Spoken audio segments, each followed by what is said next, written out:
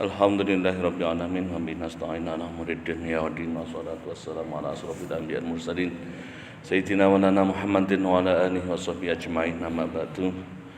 Bapak-bapak, ibu-ibu jamaah salat maghrib Masjid Al-Amin yang dimuliakan Allah, marilah kita bersyukur kepada Allah Subhanahu wa taala atas nikmat ijad diwujudkan oleh Allah dalam sebaik-baiknya ciptaan dan diberikan kekuatan kita untuk beriman Islam. Kesempatan pada malam hari ini kita untuk mensyukuri nikmat itu dengan melakukan hal yang dicintai dan diridhai oleh Allah.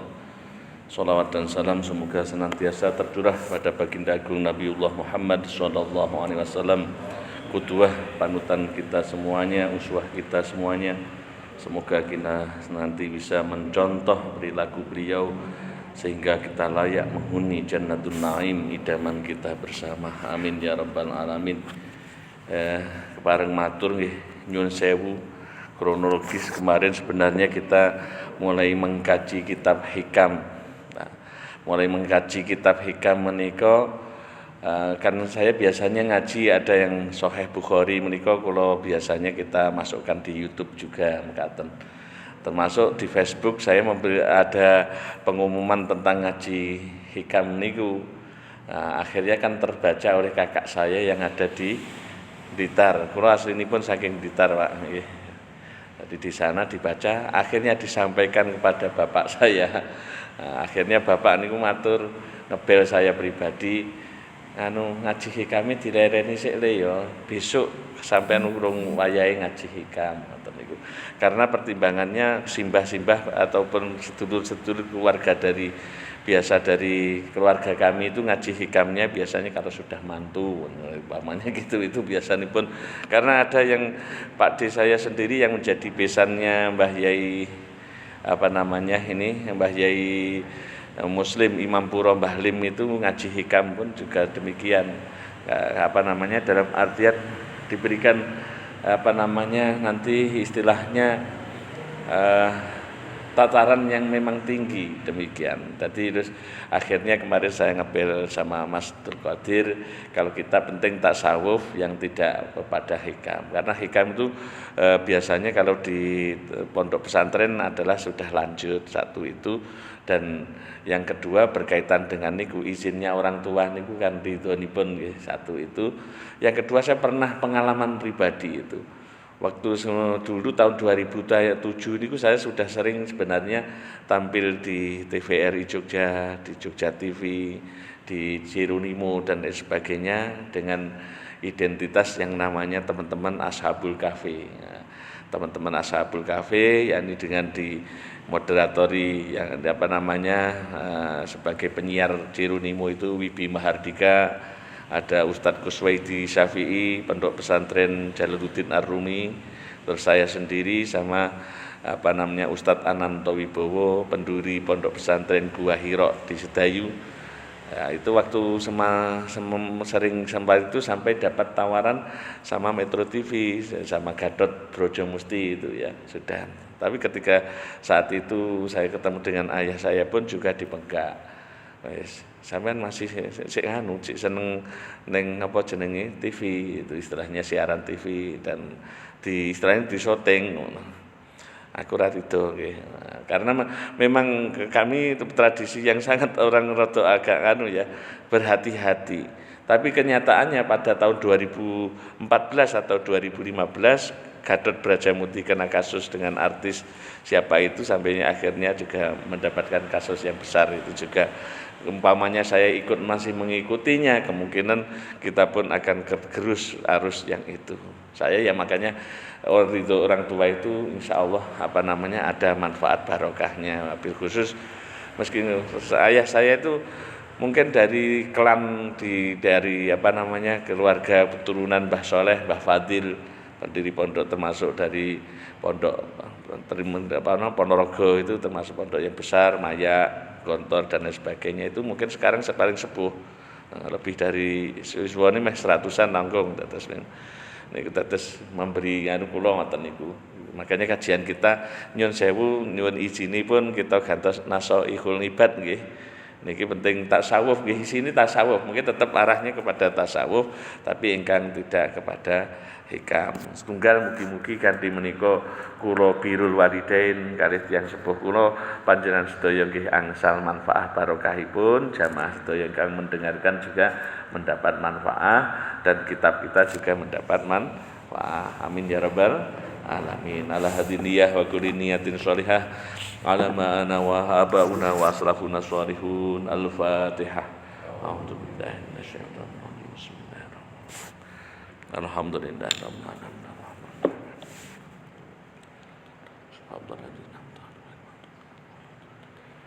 Ila hadrati Nabi Mustafa Muhammadin sallallahu alaihi wasallam. Summa hadrati jamil madhkurina fi zikril ghafil masyayikh zikril ghafilin. Summa hadrati Muhammad Nawawi bin Umar Haji. Ya Allah subhanahu. Syai'ulillah lamul Fatihah. A'udzu billahi minasyaitonir rajim.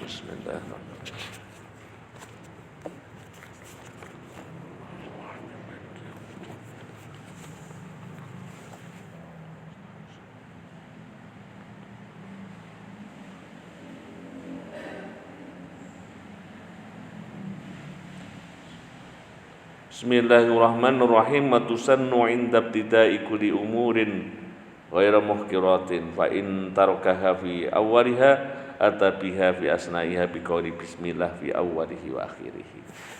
Biasanya kita melakukan aktivitas kok lupa dengan membaca bismillahirrahmanirrahim, kita tetap boleh melakukan di tengah-tengahnya itu kita ucapkan bismillahirrahmanirrahim. Semisal ketika kita ini kalau bapak-bapak nembe mak dahar, kok ternyata di tengah-tengah dahar, wah aku mau urung maca bismillah, kita kita ucapkan setelah itu dengan ucapan bismillahi awwaluhu wa akhiruhu. Karena ini bismillah itu kalimah sing luar biasa agungipun. Kalau tidak ini dengan bismillahirrahmanirrahim keberkahan itu mboten wonten. Terus bismillah ini diibaratkan sebagai kunci dari, karena Al-Qur'an menika ringkas di dalam surah Al-Fatihah. Al-Fatihah diringkas malih di dalam ayat bismillahirrahmanirrahim. Bismillahirrahmanirrahim diringkas dalam kataan bismillah. Nah, ba niku pada tidak ada titiknya. Niki ringkesan. Jadi adanya sesuatu alam dan semesta niki hanya karena adanya awalnya bermula dari titik di bawah ba. Bismillahirrahmanirrahim menika. Bismillahirrahmanirrahim menika mengandung banyak manfaat barokah, termasuk sebelum tidur kalau kita nanti baca kitab Mujarobat Ad-Dairabi, baca bismillahirrahmanirrahim 21 kali sebelum tidur menika kita oleh Allah dilindungi rumah kita dari kebakaran. Jadi rumah kita jenengan kalau bismillahirrahmanirrahim, dan di dalam tidur itu kita baca sebelum tidur bismillahirrahmanirrahim 21 kali disebutkan itu dalam kitab, maka Allah akan melindungi dari kebakaran, dari dicuri, dari sihir dan lain sebagainya. Makanya bismillahirrahmanirrahim. Kalau sekarang muncul banyak penyakit-penyakit aneh, termasuk kita kurang sering sering merupakan kalimat bismillahirrahmanirrahim. Muncul kanker aja, ada penyakit sing paling termasuk asam lambung asam lambung sing munggah ning vertigo, depresi dan lain sebagainya niku bermula biasanya dari lupa dari membaca bismillahirrahmanirrahim. Milano ulama-ulama yang dulu niku selalu, bahkan ada yang merutinkan istilahnya kalau memiliki hajat menika maos bismillahirrahmanirrahim 12.000 kali. Nah, kok ulama-ulama ngoten niku kok membacanya sampai demikian itu apa diajarkan Rasulullah? Mekaten nggih. Jadi karena Rasulullah sallallahu alaihi wasallam menika meninggalkan para ulama sebagai warasatul anbiya, maka mereka para aulia juga diberikan oleh Allah namanya, kalau para nabi itu mukjizat, ulama namanya karomah. Jadi kalau umpamanya sebenarnya di dalam kita niki, nabi kita sebagai manusia niki diparingi oleh Gusti Allah di dalam hati kita niku adalah untuk medan perjuangan antara di situ yang namanya malaikat dan kedua adanya setan. Malaikat atau setan itu selalu bertempur nih, pokoknya setiap saat. Nah, kadang-kadang rebutan ini ora rebutan antara malaikat karo setan mawon. Kadang-kadang malaikat siji nggih rebutan kalih malaikat tintune. Ngejake nggih kadang-kadang wis saiki anu apa ngaji yo, sijine ngejak sedekah. Itu kadang-kadang dibisikan di hati itu adalah demikian. Maka muncullah ketika ulama-ulama dulu niku diparingi yang namanya adalah ilham oleh Allah. Untuk menyelesaikan masalah ini kamu diberikan, bacalah olehmu salah satunya gitu. Niku termasuk kenapa kok ada ulama kok mengarang mengarang demikian. Kalau tidak, kedua adalah bimbingan dari Rasulullah SAW. Alana dalam kitab Tanwirul Halak fi imkani ru'yatin nabi jiharon wal malak, ada dalam kitab Sa'adatud Darain fi sholati ala sayyidil kaunain menika disebut nih banyak ulama-ulama yang masih bisa bermimpi bertemu kali Kanjeng Nabi Muhammad sallallahu alaihi wasallam. Nah, dalam mimpi-mimpi niku kadang-kadang diberikan petunjuk kamu. Contohnya doa niki mawon yang ada dalam kitab ini. Bismillahirrahmanirrahim, hasbiyallah tawakkaltu 'alallah wa tasamtu billah fawattu amri ilallah masyaallah la quwata illa billah. Ini bukan doanya dari Kanjeng Nabi, tapi diajarkan oleh Kanjeng Nabi kepada ulama. Karena di dalam mimpi tersebut dia memiliki seperti sakit parah banget. Dia sakit nemen, ora iso napa-napa, akhirnya memohon kepada Allah, ya Allah pertolonganmu. Karena doa ini wong mukmin ini kan diistajabah nggih. Tiyang ingkang sabar diistijabah, dikabulni karo Gusti Allah. Mengke lek umpamane ngono wae ora awake dhewe wong mukmin ra entuk diwehi karomah. Ya mesakne. Mesakne napa? Ya iblis mawon tasih bersemayam, tasih ada sampai sekarang. Kanjeng Nabi wis sedo awake dhewe gur nganu renek wong mukmin ora diwehi kekhususan karomah, nggih mesakne, nggih to. Kalau kita percaya namanya iblis saja mampu untuk namanya menggoda kita dalam perkara perjalanan sekejap lagi dari bumi timur ke barat mawon iblis niku mampu. Berarti Gusti Allah setelah Kanjeng Nabi niku juga menciptakan para ulama-ulama yang diberikan kemampuan untuk menandingi itu. Makanya nanti kalau jenengan baca di kitab-kitab tasawuf itu iblis kadang-kadang nemoni Syekh Bisri Al-Hafi, nemoni termasuk juga Az-Zundun Al-Misri. Aku dialog dengan ulama-ulama yang memang ulama akhirat. Ulama niku kan sebutane wonten kalih Pak, ulama dunya kalih ulama akhirat. Nek ulama dunya niku nggih istilahnya dia akan cenderung nanti apa yang dicari itu adalah berkaitan dengan hal-hal yang materialistik, istilahnya kenikmatan yang di dunia niki. Pangkat, jabatan, kehormatan, kemewahan dan lain sebagainya. Tapi kalau orang-orang yang seperti tadi saya ceritakan, orang-orang yang biasa berjumpa dengan Kanjeng Nabi itu adalah orang-orang yang memang ulama di akhirat, dalam artiannya hatinya memang sudah tertuju kepada akhirat. Memang berat dan semakin langka di akhir zaman ngeten iki semakin langka ulama yang bergelar ulama akhirat.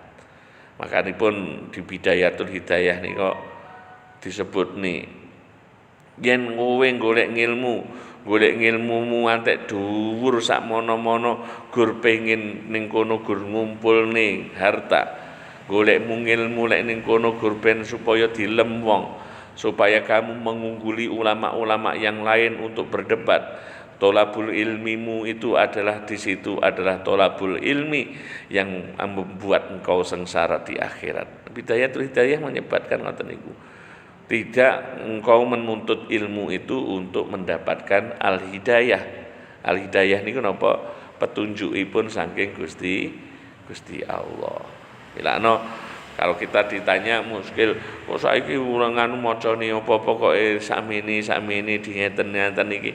Nggih niku kita masih mengakui bahwa setelah Kanjeng Nabi Muhammad sallallahu alaihi wasallam niku ada pewarisnya yang selalu dibimbing oleh Rasulullah, baik itu yakdotan wa manaman, baik terjaga maupun tertidur. Nah, Kalau tidak mungkin terjadi, ya tidak berimbanglah antara namanya iblis dengan bala tentaranya dengan yang namanya Nabi Muhammad dengan seluruh umatnya. Makanya kedah diimbangi. Kanjeng Nabi pun sedo tetap memiliki ulama-ulama, para wali-wali, orang-orang yang khusus yang nanti tetap itu menyampaikan untuk keselamatan umat. Nah, niku tiyang derajatipun tiyang ingkang mukhlisin. Bapak-bapak, ibu-ibu rahimakumullah, alhamdulillah fi kulli hinin wa auqatin. Segala puji bagi Allah. Nih, sing termasuk kenapa kita kula sampun maturaken nggih, kenapa alhamdulillah niki kok sampai orang yang bersin pun kita wajib menjawab ketika mengucap alhamdulillah, kok ketika itu kita harus menjawab yarhamukallah, dia membalas yahdikumullah pun sampai aturkan dereng. Saya ingati Mas Qadir. Belum nggih. Niki ceritane riwayat alhamdulillah. Kenapa kok mesti kita itu sering supaya membaca alhamdulillah? Mungkin lek jenengan ngertosi hakikat niki, Pak insyaallah sering ngucapnya alhamdulillah. Ngeten. Manusia niku dianunipun secara kon milih di kita niku kali Gusti Allah kon milih. Kon milih napa? Siji, Gusti Allah kan dalam skenario drama gede niki kan menciptakne ada 3 nggih. Ada malaikat, ada manusia, ada iblis. Niki sing pokok, yang lainnya kan hanya pernik-perniknya nggih to. Niki sing pokok. Ada malaikat, ada manusia, ada iblis. Manusia diwakili Nabi Adam, wonten iblis terus malaikat. Lah ketiga niki kita itu boleh namanya ini terserahlah awake dhewe ape melok bernasabkan kepada siapa boleh niki. Niki dalam kitab Ihya nanti di juz napa niku tentang niku juz 3 niki disebut nih berkaitan dengan niki konsep niki. Imam Ghazali ngaturaken ngeten. Jadi ada yang namanya niki, satu adalah iblis, kedua malaikat, yang ketiga Nabi Adam. Lah kita boleh bernasabkan bernasabkan kepada malaikat ya kudu awake dhewe niru lakune malaikat. Kan niku enggak mungkin to. Malaikat itu ora duwe nafsu, ora duwe napa niku pokoke gur taat marang Gusti Allah, kok awake dhewe bernasabkan kepada sana kan enggak mungkin. Yang kedua bernasabkan kepada iblis. Lah lek bernasabkan kepada iblis ya wong sing kufur, sing wani karo Gusti Allah, syirik dan lain sebagainya niki otomatis walaupun wajahe bentuke menungso tapi nasabe ya tetep asline iku nasabe iblis. Nasab napa keturunan. Nah, yang ketiga awake dhewe niki, lek awake dhewe pengin dadi nasabe kepada Nabiullah Adam alaihissalam, kedahe awake dhewe niki yo nglakoni apa sing dadi lampahe Nabiullah Adam alaihissalam. Nah, napa lakune Nabiullah Adam alaihissalam niku apa? Ingsan. Dari kata-kata niki ingsan niku nasia ya, aslinya lupa, lali. Melakno ros napa dadi laline niku melakukan kesalahan. Tapi saya ini pun orang yang melakukan kesalahan ya kaya Nabi Adam, eling Gusti Allah roh lan kersa napa? Kersa taubat marang ngersa dalem Allah Subhanahu wa taala. Dadi awake dhewe iki wis kudu sakjane gur kudune isone tobat marang Gusti Allah. Ketika Allah menciptakan Nabiullah Adam alaihissalam niki dalam kitabipun Syekh Abdul Rahim disebut nih Nabiullah Adam alaihissalam diciptakne menika ketika sudah bentuk dadi menungso kaya awake dhewe bleger niki tapi belum ada ruhnya, belum ada jiwanya, nafasnya belum ada niku. Lalu oleh Allah dihembuskan padanya roh, diwehi kehidupan, ya, diwehi urip niku. Lah niku pertama kali napa? Untuk simbol uripe Nabiullah Adam alaihissalam niku, Nabiullah Adam alaihissalam niku dadak niku wahing ceritane ngoten. Wahing gebres langsung muni alhamdulillah. Dadi kalimat yang pertama ada muncul dari Nabiullah Adam alaihissalam nika kalimah alhamdulillah. Mulane Kanjeng Nabi Muhammad lek jenengan padha wae kae kudu muni alhamdulillah ben padha karo mbae. Gitu. Mbae mawon waktu awal hidup itu diberi alhamdulillah. Mulane wong Islam wajib lek nganu jawab wong sing atos atau orang yang bersin itu dengan kalimat yarhamu kaulah. Ini sejarahnya yang pertama. Kenapa? Milakno lek pengin niru Nabiullah Adam alaihissalam ya kudu ngakeh-ngakehne ngucap alhamdulillah. Saged dipun pahami nggih. Riwayatnya ngoten niku jenengan nek ditanglet tiyang niku amalanku saiki paling akeh oh alhamdulillah aku wis diciptakne karo Gusti Allah nikmat ijat ngene iki wis bejo banget to iso ndelok donya iso ibadah maring Gusti Allah iso sujud marang Gusti Allah bejo banget iki. Lek ora diciptani Gusti Allah kan ora ngerti apa-apa. Awake dhewe wis duwe alhamdulillah diwe nikmat. Mulane Nabi Adam nggih niku bersin langsung. Lah niku kalau secara medis ketika jantung berhenti terus dia bersin itu terus bergerak malih. Ngoten dirose niku secara medis. Tapi lek secara awalnya sejarah munculnya kalimah napa niku alhamdulillah Nabiullah Adam alaihissalam. Milakno wis wong gelem ngakeh-ngakehne maca alhamdulillah atine diparingi jantunge sehat ditebihne saking serangan jantung. Milakno wonten ngendikan wonten niku ulama sing ngendikan lek ora mboten salah Syekh Hamim Jazuli atau Gusmi pernah ngendikan ngono wong sing atine tenang ngakeh-ngakehne alhamdulillah diparingi sehat jantungnya. Ini termasuk alhamdulillah. Kalau sekarang muncul penyakit-penyakit berbahaya ini termasuk karena apa? Alhamdulillah bentuk rasa syukur marang Gusti Allah. Alhamdulillah fi kulli hinin wa awqatin. Wassalatu ail atfu minallah wa min ghairi ala rasulihi asrafil khalqi wal bariyat. Sholawat dan salam niki kalau kenapa harus awake dhewe niki kok kon selalu bersolawat kepada Kanjeng Nabi niku Allah dawuh innallaha wa malaikatahu yusholluna 'alan nabi ya ayyuhalladzina amanu shollu 'alaihi wa sallimu taslima. Lek masalah napa-napa Gusti Allah niku ora cawe-cawe. Tapi berkaitan dengan Kanjeng Nabi niki lah sholawat niku Gusti Allah ngwehi contoh.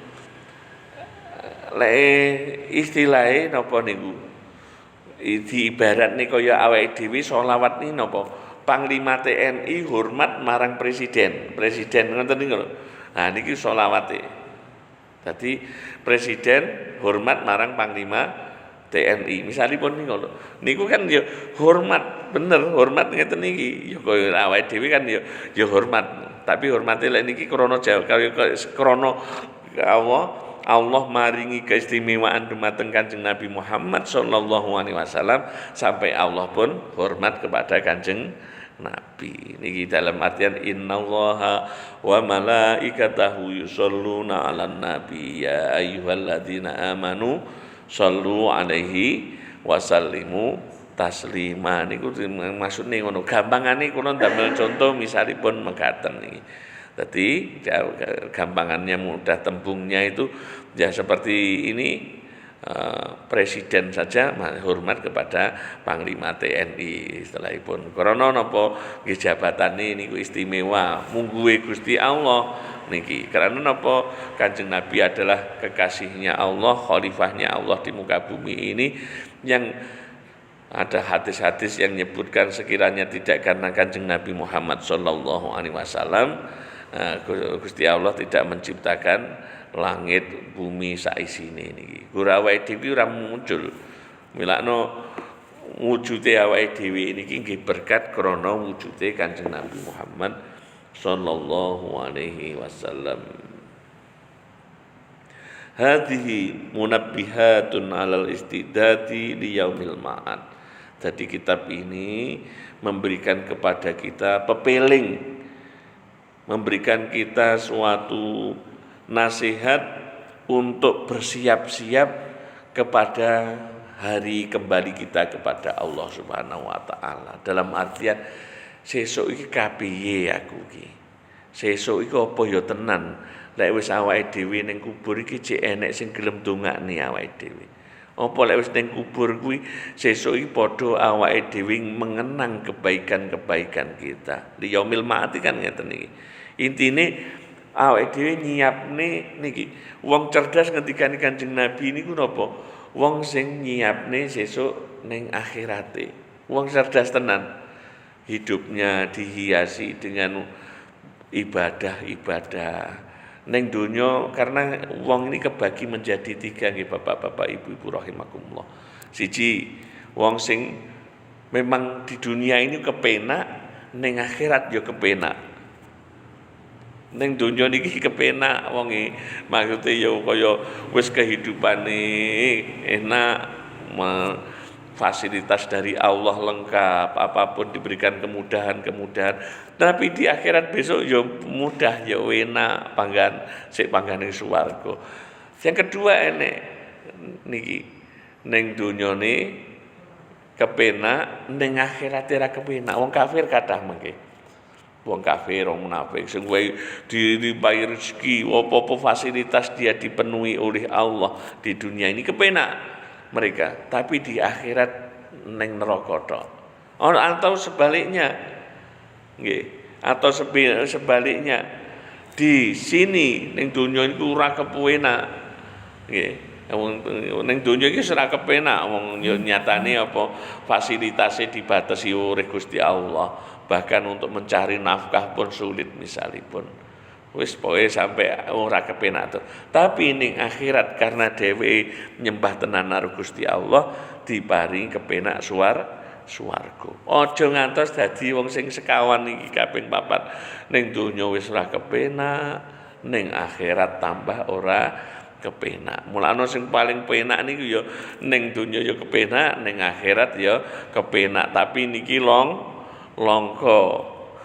Lah ora diperjuangni oleh istilahipun orang-orang sesepuh-sesepuh kita ning donya penak ning akhirat kepenak niku nggih angel. Maksudnya doa-doa lagi awake dhewe pengin menciptakan ngoten mboten. Menciptakan keluarga kita, anak-anak kita, keturunan kita itu apakah mereka akan kita biarkan gur mikir awake dhewe napa awake dhewe memang mulai noto sakniki. Panjenengan memperjuangkan istiqomah tadarus. Ya Allah, kagem putra wayah kula bejan. Mugi-mugi panjenengan paringi nikmati urip bejo donya bejo akhirat misalipun. Niki nggih termasuk sudah riyadhah misalipun. Jenengan istiqomah salat jamaah ya Allah, kula nyuwun wonten ngarsa paduka niki keluarga kula anak-anak niki dados saleh-salehah biji ya bejo donya. Kepeti paringi nasib ingkang sae. Nasib yang baik. Nah, kebanyakan awake dhewe niku laline niku mau mulane Kanjeng Nabi dawuh siapakah orang yang cerdas niku wong sing cerdas niku sing nyiapne sesuk kanggo akhirate nyiapne tenan gur ibadahe nggih disiapne sesuk niku jenengan mlakuhi ditekoki Gusti Allah kudu duwe jawaban kudu yakin kowe nyapa kok ngene wis duwe jawabane. Tegas harus kita memiliki alasan. Kita melakukan apapun harus memiliki hujjah. Lah memiliki hujjah ngeten iki perlu moni, perlu kita ikut dengan nambah ilmu. Yakin niku akan tambah kokoh ketika ditambahi dengan ilmu. Jangan yakin nenek akhirat, tapi kalau tidak ditambah dengan ilmu nanti ya imannya hanya keyakinannya hanya segitu saja. Tapi dengan ditambahi misalipun kita majelis ngeten iki dengan menambah ilmu ngeten iki, fa insyaallah nanti keyakinan tambah. Suwi-suwi bergabung antara yakin dan ilmu ini iso malah kaya hakul yakin, ainul yakin sik terus baru iso hakul yakin ngrasani. Wah iya ya zikire kaya ngene rasane kaya ngene. zikir seperti ini bisa merasakan seperti demikian. Niku adalah nanti prosesnya.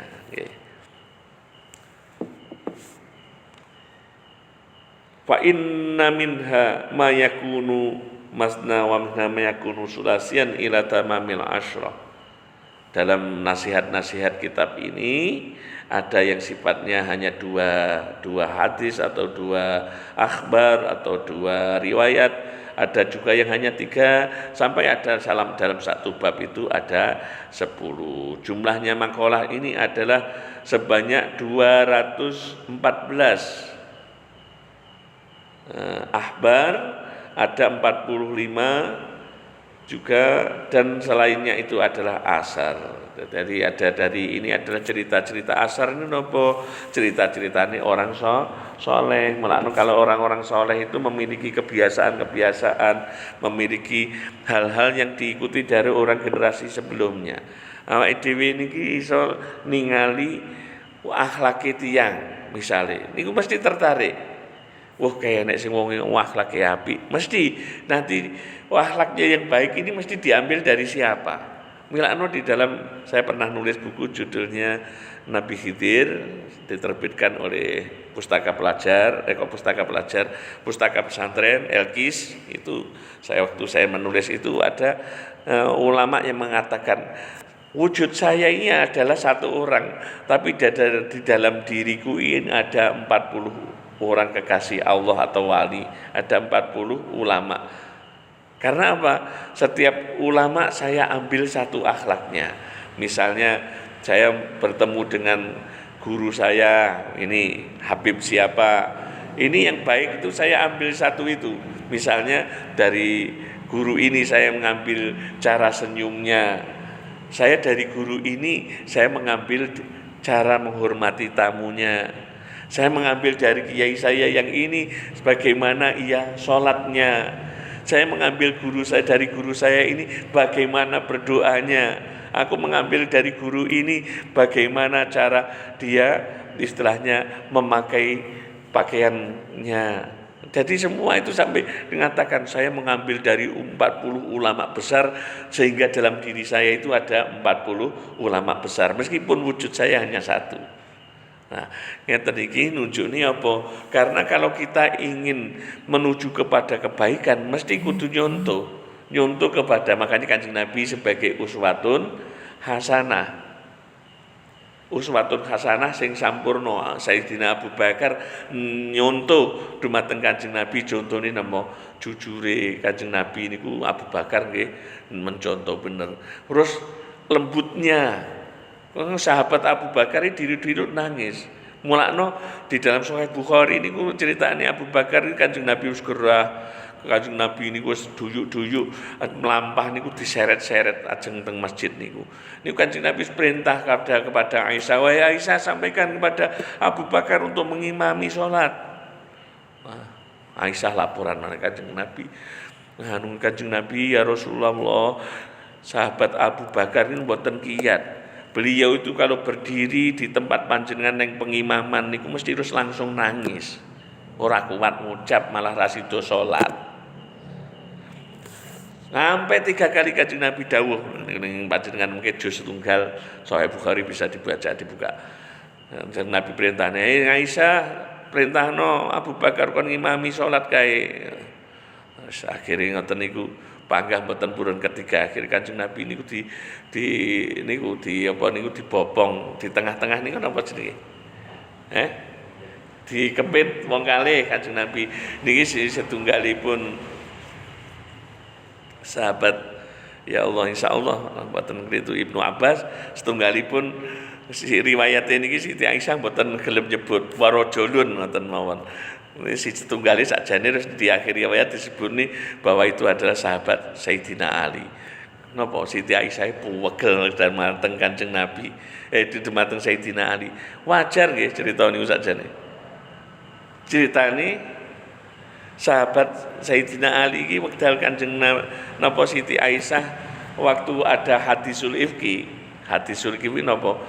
Pas neng perangan Kanjeng Nabi ngejak Siti Aisyah. Setelah Siti Aisyah niku dalam perjalanan si Siti Aisyah ini ditinggal, Kanjeng Nabi budal pertama, Siti Aisyah ketinggalan karena kalungnya ceblok.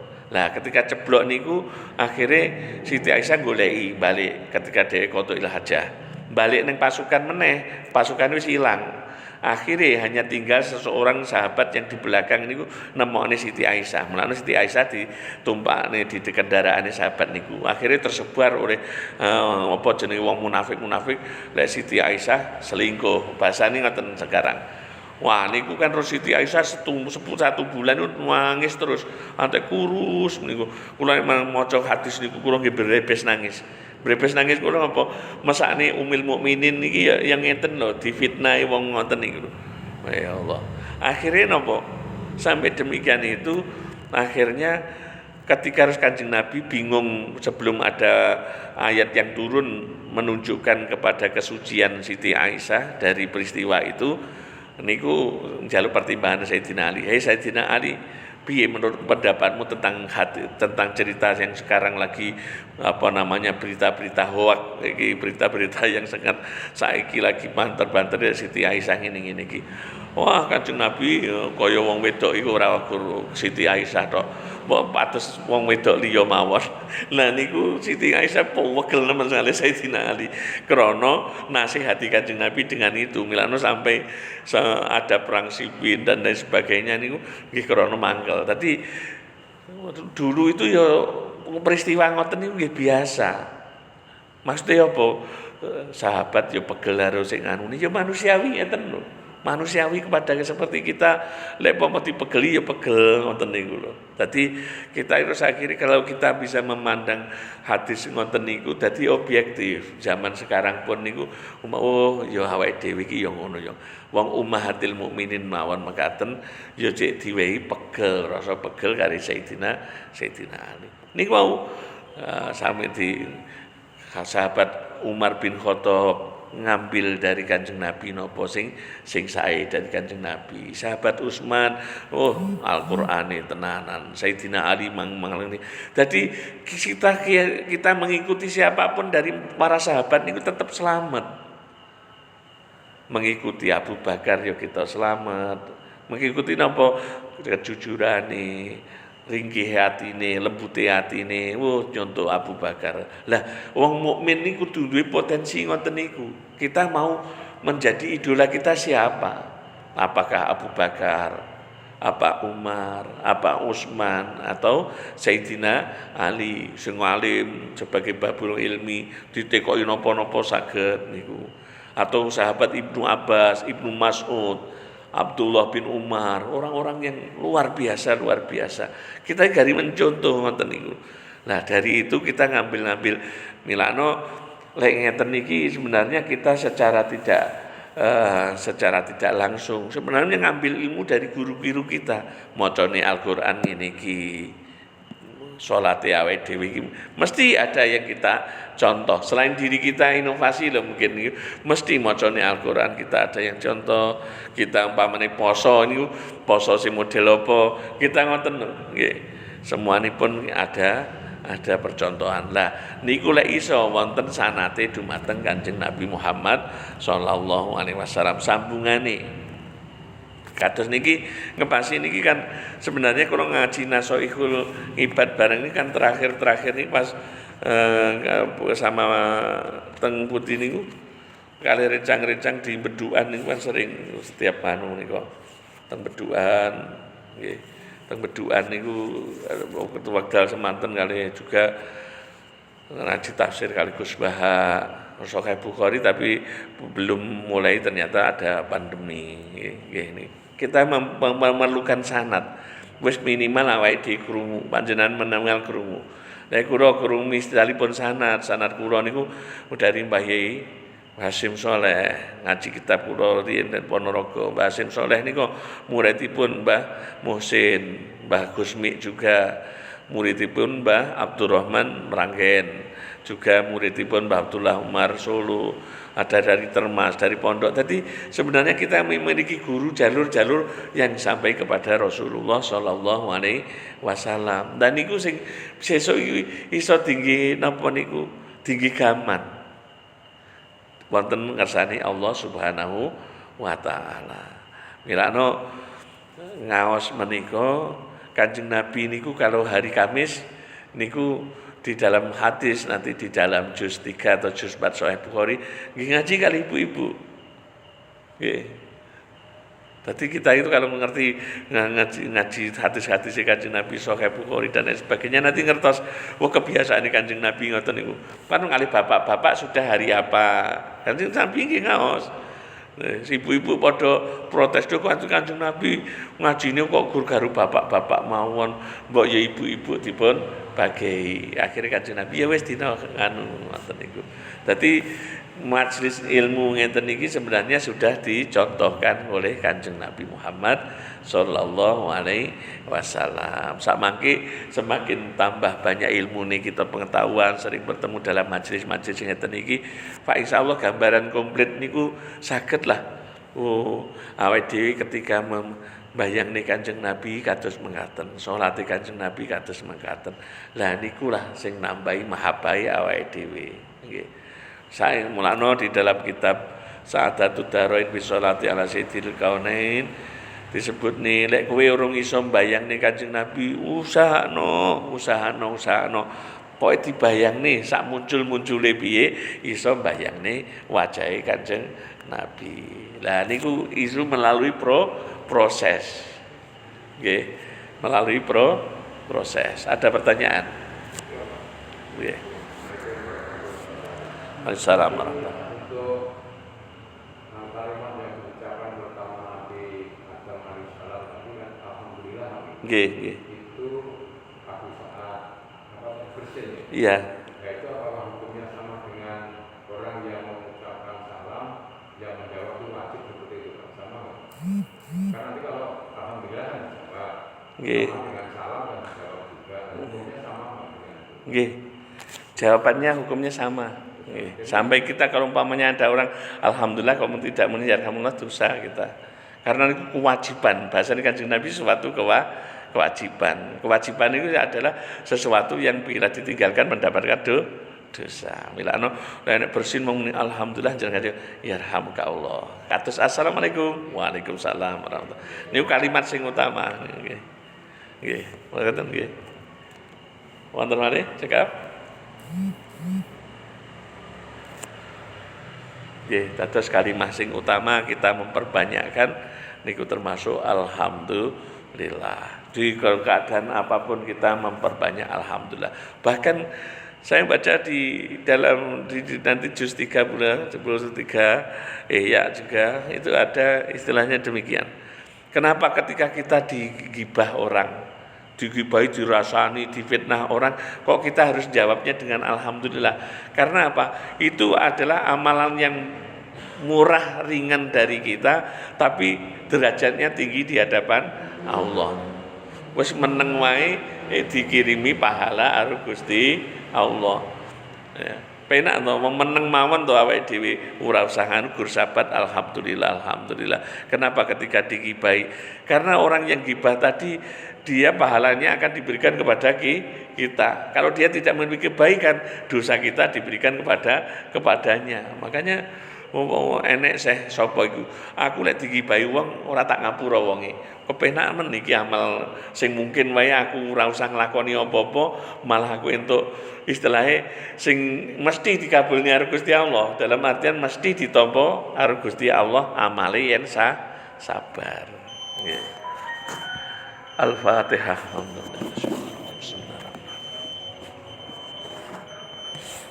Amin. Assalamualaikum warahmatullahi wabarakatuh.